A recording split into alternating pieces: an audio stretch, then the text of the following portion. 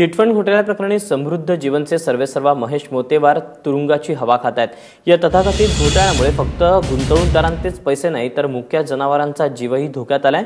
समृद्ध जीवन फूड कंपनीचा दौंड तालुक्यातील जवळपास 5000 गाई म्हशींचा प्रकल्प आहे। त्यापैकी चारा पाण्याअभावी 70 ते 80 गाई म्हशींचा मृत्यू झाल्याचं वृत्त आहे। मृत जनावरांची विल्हेवाट न लावण्यात आल्यानं परिसरामध्ये दुर्गंधी पसरली आहे। प्रकल्पातली इतर 3000 जनावरं चोरीला गेल्याचं वृत्त आहे। अनेक महिन्यांपासून कर्मचाऱ्यांना पगार न मिळाल्यामुळे त्यांनी नोकरीला रामराम ठोकलाय। त्यामुळे समृद्ध जीवनच्या प्रकल्पातील जनावरांची सुरक्षा राम भरोसे असल्याचं दिसतंय।